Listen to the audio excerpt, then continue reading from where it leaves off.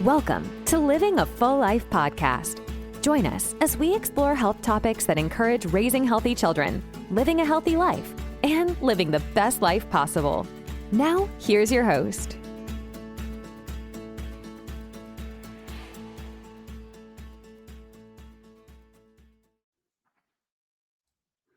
Do you ever feel like your life is running you instead of the other way around? Like no matter how hard you try to stay calm, the chaos of modern life keeps pulling you into stress, anxiety, and overwhelm. Today, we're breaking down why modern life overload is real, why your body wasn't designed for this level of constant stimulation, and exactly how to build stress-proof habits to help you stay grounded even in a chaotic world. Welcome to Living a Full Life podcast. I'm Dr. Enrico Dolcecore. Thanks for joining us again this week as we go deeper, not looking at chemicals or foods, but more emotional and environmental load we face every single day. The stuff that drains you mentally before you even start your morning. It's a chaotic world out there, and I thought this time of the year, as we wind down the year here into the holidays, we feel it more than any other time during the year. And it's because of that rush society that we're in. So modern life overload is that our brains were not designed for all of this. They were evolved for survival, small communities, and predictable environments, habitual environments. Today, we live with constant interruptions, information overload, high expectations, digital pressure, fast-paced everything, and zero recovery time. We're chronically in fight or flight baseline, which puts us into sympathetic overdrive. Our nervous system, our automatic nervous system, is how I teach a lot of the kids when I go to schools about chiropractic and the nervous system and the spine and the brain. It's called the autonomic nervous system. I tell them it's automatic. It's the part that you don't have to think about. It's divided into two categories, sympathetic and parasympathetic. It pretty much sums up how everything functions in the body. If the brain has to constrict blood vessels to increase blood pressure, it also has to dilate blood vessels to decrease blood pressure. Sympathetic versus parasympathetic. So that's how our nervous system is built. Symptoms that end up happening from this over chaotic world are restless sleep is number one. This is where it all starts. It can start in young people, teenagers into their 20s. This can start becoming restless. And it's because of being wired all the time. Feeling exhausted, brain fog, a short temper or mood, feeling behind all the time, never fully relaxed, and feeling guilty when you do rest because of our chaotic world. It's almost this negative feedback loop that we can't break out of. And what I've done is I've taken the modern life overloads and put them into 6 relatable categories that we're going to tackle together today. And I hope it helps you, if you fit into any one of the categories, find some methods to de-stress and re-regulate your nervous system. That's the point of the podcast. How do we help people take a moment of mindfulness, because that's what these podcasts are, or reading a book or a documentary, watching a documentary, or putting on your favorite podcast and listening to a speaker, is a moment of just centralizing yourself and focusing on one topic. So the digital overstimulation is number one. Let's start with that one, that bucket. We're in this world. It's 2025, almost 2026. It's what we do all the time. We're in digital mayhem. We get endless notifications. We get endless scrolling. You open up any one of the apps. Yeah, I'm guilty. You end up scrolling and you look at your watch, like 20 minutes just went by. I'm like, why did I do that? News cycles. You may get into the news rabbit holes and the comparison culture that comes from many of these Instagram and TikTok type platforms. And how these affect the brain is they give us a dopamine spike. You can get into these endless scrolling of cats or golf hacks or bloopers. I do it all the time. The golf bloopers get me all the time. And I end up watching 20 of these things in a row. And I laugh. And it causes a dopamine spike. Gives us a little bit of a happy hormone release. What it does, though, is it shortens our attention span. And it's getting worse at hyperspeed right now because these videos are getting smaller and shorter each time. They can be 2 seconds, 3 seconds. So we're getting these hits really quick. There's no longer the 30-second, wait till the end funny. They need to catch your attention within 3 seconds. So the funny thing starts or the hook starts right away. And then within the next few seconds, you got your laugh or whatever happens in the video. That's that dopamine release. That's the shortened attention spans that we're seeing both in kids and adults. And then our nervous system is activated in a negative way as well. The fix to this, and for you, your kids, and your family, is digital boundaries. We just have to create time restrictions, device restrictions, keeping them out of the bedroom, whatever fits your family, whatever fits your life. You have to deregulate the digital world in one way or another. And setting time limits is great. Setting reminders on your phone to turn your phone off or to not look at it. Work, not breaks, but just focusing on work. Notification detoxes, turn off all the notifications. If you really need to go find something, go into the app and find it. But to constantly be getting all the news from X and Facebook and CNN and everything all the time, it's overload. And just have intentional screen time. I remember just a couple of years ago of having intentional downtime, just times where you turn off this stuff. But now where you're consuming it at such a high pace, it may be wiser to create intentional screen times where you do spend some time on your phone, and that is it for the day. That may, or social media, or limit it to something. It will decrease your amount of screen time on that. It is the number one issue right now. I think everyone can agree with me, is the digital world we're in. Number two is the invisible emotional stresses that we're under. Worrying about finances that just subconsciously are always there. Keeping up with the schedules. If you have kids, put your hand up. Those schedules get overlapped, and my wife and I always say, how do the single parents do this? Like, how do they do this? I can't even wrap my head around it. Parenting pressure, relationship strain, high expectations, always driving the high expectations. The fix to this one, it's a little bit more complicated, is the daily emotional check-in. You can have a partner for this. I recommend another person. But for most people, believe it or not, it's difficult to find time for even that. And it takes emotional intelligence of two people and energy from two people as well to do this. So in the world we live in, it's tough to ask another person for their energy, even your spouse. So doing this on your own can be an affirmation check, a gratitude check, micro journaling, just quickly jotting down a couple sentences, and then just naming emotions to release them, reviewing the emotions that you had today. Maybe at the end of the day, recap, or in the morning, going over yesterday's emotions, being like, why did I get grumpy? Why did I get agitated? Why was I laughing? Why did I feel angry for a moment? And just pinpointing those things and being conscious about them. As fast as we go, we don't even take time to think about ourselves. So the exercise is just to give you a moment to think about yourself. But we named it emotional intelligence in that, but it's just common sense to take some time and digest how you feel.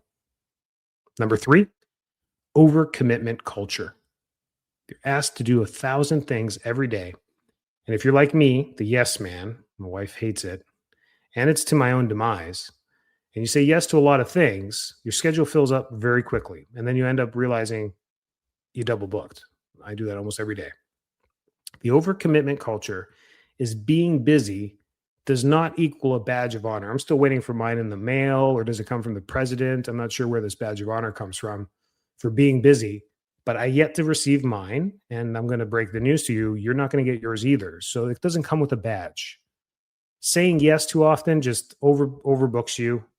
And feeling guilty when you say no. I'm guilty of both of those. When I say no, I'm like, oh, I let them down. I want to be there for them. But you can't be there for 27 different people. It just doesn't work that way. So the fix to this is the rule of 3 priorities. You just live by these rules, the 3 priorities that you live on a daily, weekly, or monthly basis. And daily is easier. You just set your 3 priorities for the day, the top 3 things that need to get done. No one can offer you or tell you anything to interfere with those 3 top priorities. For me, with 3 kids and a family and a wife, they usually fit into my top 3 priorities. So it's always them first. Nothing interferes with them. Sometimes work sneaks in there too. These things need to get done for work, and nothing can interfere with those times as well. So, but the rule of three can be a game changer for many of you. And then saying no without an apology. You can say no and not be sorry. And reducing decision fatigue. This is just a great way of just being able, and it's by the answer to that is by saying no. Learning to say no reduces your decision fatigue because you don't have to say yes. And it really downplays how much of an option you really have to many, many things. So try those things. I find many people guilty of the overcommitment culture. It's just the way we are. And if you're not, good on you. I think it's a life skill that you should teach other people on how to be able to do that. Number 4, environmental noise and chaos. The hidden things that we maybe not live by. With 3 kids, our house is cluttery. There's always clutter. My office has clutter. Everywhere has clutter. It's stressful to live in a clutter. Constant noise. We got digital screens. We got music playing in the car. We got music playing in the elevator. We got music playing in the office. We got music playing because our kids are playing it on the speaker at home. We got music playing from the TV that's on in the background. All this damn music. If it was great, I'd be like, great, we're listening to great music. Well, there is no more great music. Sinatra's dead. Everyone else is dead. There is no more good music. So why is it everywhere? This is digital noise, and it's constant noise. Even living in a city, the ambulances, the fire trucks, the constant noise. It's there. We got to find time for some peace. Messy spaces and just visual overload. Again, it comes from the digital overload as well. Just too much visual overload everywhere. This is how it affects the brain. The brain processes clutter as an unfinished task. Got to think about that. If we have clutter and messiness everywhere, like I just described, a messy car, a messy bedroom, a messy house, a messy office, a messy backpack, a messy everything, messy garage, and you live in that space all the time, the brain processes it as unfinished tasks, which goes back to always needing something to do or always feel like you never have time to get it all done. So trying to keep organized is a great skill, but here are some fixes. The 10-minute nightly reset. Every night, you take 10 minutes to organize either tomorrow's day and what you need to get done or organize one thing. What I do at night, I come downstairs and I didn't even know I was doing this. I put away the dry dishes that we washed from dinner, maybe the steak knives, the pans, whatever we cooked, and now they're finally dry. I just go ahead and put them away for the night. I put them back in their shelves. I was just putting them away. Why? Because in the morning, I make breakfast. And for me, my personality is like, I need to know where everything is to be efficient. So that I didn't even know I was doing it. But that was my 10-minute nightly reset where I came downstairs and I did, and it was probably less than 10 minutes, put away some things. That's it. The house is still messy. It still messes everywhere else. But I did the one thing that calmed my brain for the morning. So it was a win-win, not only in that moment of doing it, but in the morning, I know where the frying pan is. I know where the spatula is. I know where the butter knives are. I just know where they are for the kids in the morning to make breakfasts. The quiet morning routine. I luckily get this as well. I beat the kids downstairs every day for at least 10 minutes. And it's kind of quiet. Let the dog out. It's peaceful until they start yelling and screaming about where they can't find their uniforms. And then simplifying your space. Less is more. We live in a world with too much stuff. You have too much stuff. And once you start organizing, you're like, why do we have 7 of these things? So I think we only need 1. And you'll realize when you start to simplify and minimize your space, you're actually a lot calmer and you feel better. Easier said than done, right? Number 5, the nervous system burnout. When your brain feels unsafe, even if there's no real danger, your body stays in survival mode. We have to think about this. If you've done any anthropology, I had a minor in it, learned about human evolution since the beginning of the theory. And if we want to talk about danger, I don't think we have that anymore in the history of the human race. We live in the most comfortable time in humanity, and yet we are so panicked about all the possibilities of what could go wrong. Abducting our children, school shootings. I mean, there's real reality to this stuff. But there was real dangers before, like a lion coming into your village and taking some of the members of the village. Like there was stuff that was real dangers on a daily basis every single time, and they were life and death dangers. And it's odd that we've carried that through DNA and our programming for our survival mode.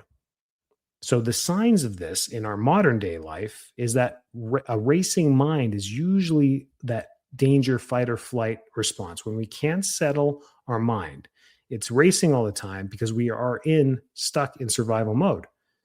We have a tight chest. We may get tight, palpitations, breathing, even trying to take a deep breath feels like a little bit of work. Trouble sleeping, and then feeling on all day. It just feels like you could pop up and get something done all day. The fixes to this is grounding, breath work, cold exposure, vagus nerve activation, grounding techniques where you take time every day, 5-10 minutes, whatever it may be, to help deregulate your nervous system. To regulate your nervous system is what we want to do. Breath work, I've talked about in many podcasts because it's the easiest and most universal thing most people can do. We all have to breathe. So just taking a moment to focus on the breathing, which we don't do because it's subconscious, is meditative. It's relaxing. It's grounding, where you breathe in 3 seconds, breathe out 3 seconds. And just think about that motion in and out. Then being more intentional with your breath work, breathing in, trying to get the oxygen as deep into the lungs as you possibly can, and then blowing out for as long as you can to empty them. Then it becomes more intentional. And when you find yourself doing this, a couple minutes goes by, you just feel better. You get more oxygen flow, your pulse ox goes up. There's just good things that happen with it. And the side effect is that you grounded yourself a little bit. You didn't have to think about anything else in that moment. Number 6, and the one that I think everyone forgets about, is the lack of true recovery. We just don't have it. People are racing through life and we're under recovered. We sleep, but we don't restore. We have 24/7 access to everything, to our work, our phones, the internet, devices. There's 24/7 gyms. We have access to everything. No mental off switch, no hobbies or rest rituals. We just go through the motions of a busy life.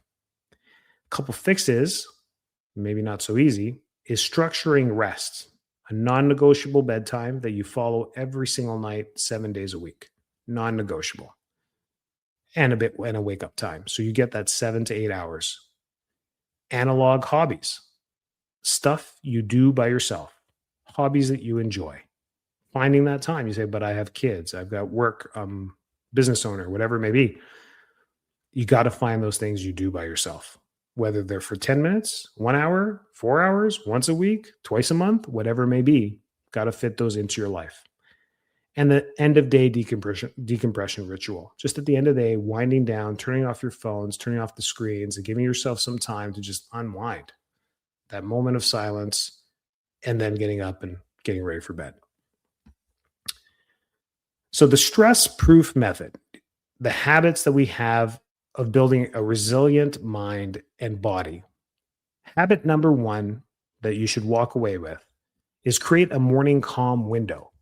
Before you even pick up your phone, you look at sunlight, you hydrate, you do a little bit of breath work and quiet. For me, it's just coming down the stairs to the kitchen. The sun's coming up. I drink some water. It's quiet. And I just focus on my breath, or I let the dog out and breathe out some fresh air. Habit number 2, limit the inputs, increase the presence. One input at a time. Multitasking destroys our nervous system. So when we just focus on one thing and dedicate the 5 minutes or the 55 minutes, or whatever it takes to do the one thing, and then moving on to the next, it organizes our chaos. And then we want to build micro recovery moments throughout the day. 60 seconds of breathing, of mindful breathing, grounding, maybe some stretching, or even silence, or all 4 can all take you just a couple minutes. These reset the stress cycle from day-to-day life. Simplify before you manage. This is a great habit to start building. And habits develop if you do something for 28 days straight, you develop new habits.